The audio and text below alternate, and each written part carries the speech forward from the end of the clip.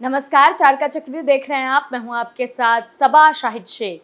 नेता हो या अपराधी, आतंकी हो या जिहादी, जो भी गलत करेगा वो चक्रव्यूह के चक्र से नहीं बचेगा। उनके कारनामों को एक्सपोज करूंगी, एक एक करके पूरी डिटेल में इनके गुनाहों का काला चिट्ठा खोलूंगी।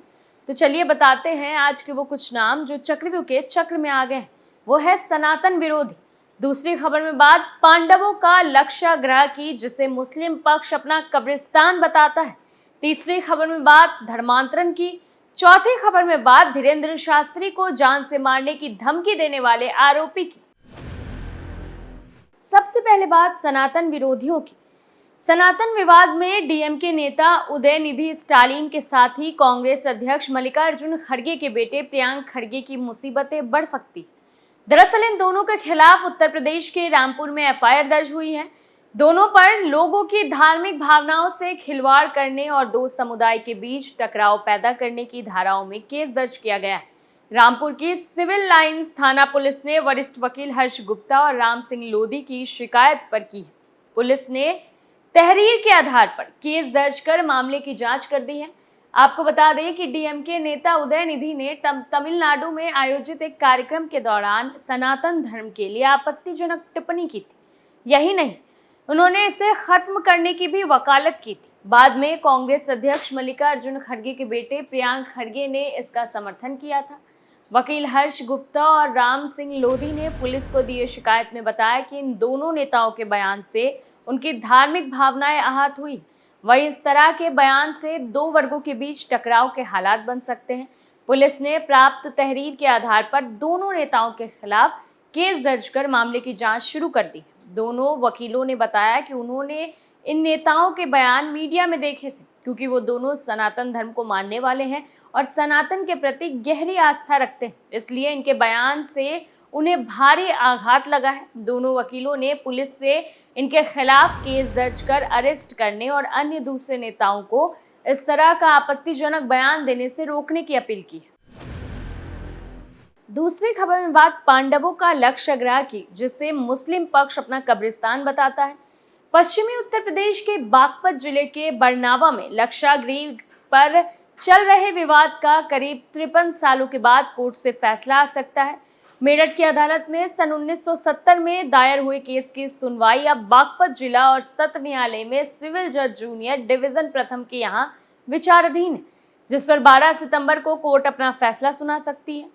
दरअसल इसे लेकर हिंदू और मुस्लिम दोनों पक्ष की नजरें टिकी हुई। 1970 में मेरठ के सरधना की कोर्ट में बरनावा के रहने वाले मुकीम खान ने वक्फ बोर्ड के पदाधिकारी की हैसियत से एक वाद दायर कराया था और लक्षागृह गुरुकुल के संस्थापक ब्रह्मचार्य कृष्ण दत्त महाराज को प्रतिवादी बनाते हुए वाद में ये दावा किया गया था कि बरनावा के लक्षागृह टिले पर शेख बदरुद्दीन की मजार और एक बड़ा कब्रिस्तान मौजूद है, जो बतौर वक्फ बोर्ड यूपी में भी वक्फ दर्ज है। यही नहीं, उन्होंने आरोप भी लगाया था कि कृष्ण दत्त महाराज बाहर के रहने वाले हैं, जो कि कब्रिस्तान को खत्म करके यहाँ हिंदुओं का तीर्थ बनाना चाहते हैं। इसमें मुकीम खान और कृष्ण दत्त महाराज फिलहाल दोनों ही लोगों का निधन हो चुका है और दोनों पक्ष से अन्य लोग ही वाद की पैरवी कर रहे हैं। वही मुस्लिम पक्ष का दावा है कि यहाँ उनके बदरुद्दीन नाम के संत की मजार थी, जिसे बाद में हटा दिया गया और ये उनका कब्रिस्तान।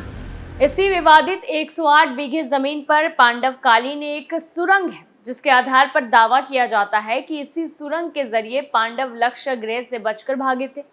इतिहासकार अमित राय जैन बताते हैं कि इस जगह पर जो अधिकतर खुदाई हुई और उसमें जो सबूत मिले वो सभी हजारों साल पुराने, जिसके आधार पर कहा जा सकता है कि यहाँ पर मिले हुए ज्यादातर सबूत हिंदू सभ्यता के ज्यादा करीब है। ऐसे में मुस्लिम पक्ष के दावे पर उन्हें थोड़ी सी हैरानी होती है। इस जमीन पर गुरुकुल और कृष्ण दत्त आश्रम चलाने वाले आचार्य विजय कहते हैं कि कब्र और मुस्लिम विचार तो भारत में कुछ समय पहले आया, जबकि पहले हजारों सालों से ये जगह पांडवकालीन है। उन्होंने बताया कि मॉन्यूमेंट हिंदुओं की है और ये उन्हें ही मिलनी चाहिए।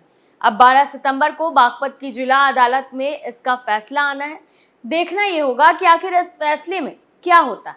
फैसला मुस्लिम पक्ष के हित में जाता है या फिर हिंदू पक्ष के। तीसरी खबर में बात धर्मांतरण की। उत्तर प्रदेश की राजधानी लखनऊ में धर्मांतरण के दबाव का एक अजीबोगरीब मामला सामने आया है। लखनऊ की एक बेटी ने अपने ही माता पिता पर धर्मांतरण के दबाव का आरोप लगाया है। पीड़िता का कहना है कि परिवार के सभी लोगों ने मुस्लिम धर्म अपना लिया है, अब उसे भी मुस्लिम धर्म अपनाने को कहा जा रहा है। जबरन धर्मांतरण के दबाव कराने को लेकर पीड़ित बेटी ने मां और पिता के खिलाफ पुलिस में शिकायत दर्ज कराई। पीड़िता का कहना है कि उसके परिवार वाले उसे मुस्लिम धर्म अपनाने के लिए दबाव बनाते हैं। जब उसने मुस्लिम धर्म नहीं बदला तो उसको घर से निकाल दिया गया।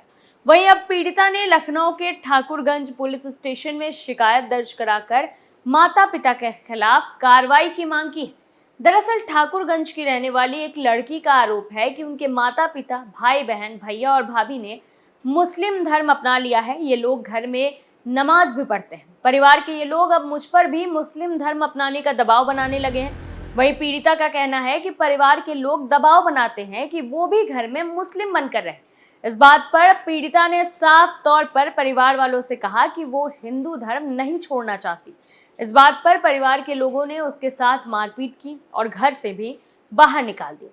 इस बात को लेकर अब पीड़िता ने पुलिस स्टेशन में शिकायत दर्ज कराकर परिवार वालों के खिलाफ कार्रवाई की मांग की है। आपको बता दें कि उत्तर प्रदेश में पिछले कई महीनों में जबरन धर्मांतरण के कई मामले सामने आ चुके हैं। राष्ट्रीय राजधानी दिल्ली से सटे गाजियाबाद में भी ऑनलाइन गेमिंग के सहारे लेकर धर्मांतरण खेल चलाया जा रहा था।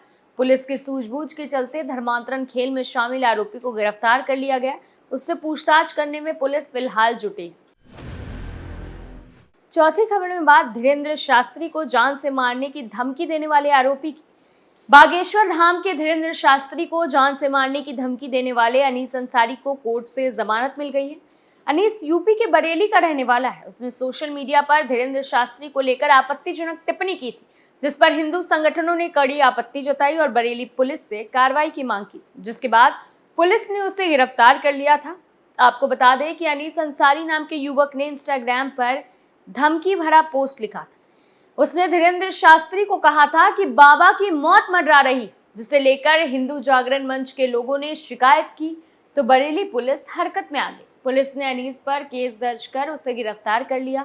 बाद में अनीस को कोर्ट में पेश किया गया, जहां बीते दिन उसे जमानत मिल गई। बताया गया कि अनीस पर जमानती धाराएं लगाई गई। वहीं इस पूरे घटनाक्रम में अनीस के परिवार के लोगों ने माफी मांगी। उनका कहना है कि युवक नादान है, पढ़ने लिखने वाला बच्चा है, नादानी में ऐसा कर दिया, जिसको लेकर हम बेहद शर्मिंदा हैं। परिजनों ने कहा है कि उसको माफ कर दिया जाए, क्योंकि यदि सजा हुई तो उसका करियर बर्बाद हो जाएगा। अनीस के परिवार के लोगों ने आगे बताया कि वो इस समय कॉलेज में पढ़ रहा है। उसके पिता और चाचा मेहनत मजदूरी करते हैं। अनीस के चाचा ने कहा कि उसे गलती की सजा मिली, हमने उसे मारा पीटा भी है, अब उसे माफ कर दिया जाए, यही अपील है। वहीं दरगाह आला हजरत के प्रचारक मौलाना शहाबुद्दीन रजवी ने कहा था कि ऐसी हिंसात्मक सोच को बढ़ावा नहीं दिया जा सकता। धीरेन्द्र शास्त्री से विचार से सहमत होना या ना होना ये अलग बात है। मैं भी उनके हिंदू राष्ट्र के विचार पर सहमत नहीं हूँ, मगर ये बात कबूल नहीं है कि उनको जान से मारने की धमकी दी जाए या फिर उनके खिलाफ अपशब्द बोले जाए। वहीं सोशल मीडिया पर इस तरह का दुष्प्रचार ना किया जाए, ये गलत है। मौलाना ने आगे कहा कि नौजवान लोग जज्बात में बह जाते हैं, फिर तनाव पैदा होता है। इसलिए मैं नौजवानों से अपील करना चाहता हूँ, खास तौर पर मुस्लिम नौजवानों से, कि वो ऐसी हरकतें ना करें और किसी भी रहनुमा के ऊपर टीका टिप्पणी ना करें। वहीं धमकी देना या अपशब्द कहना ये समाज को तोड़ने जैसा है। मैं इससे सहमत नहीं। फिलहाल के लिए चार का चक्रव्यूह में इतना ही। देखते रहिए कैपिटल टीवी उत्तर प्रदेश। नमस्कार।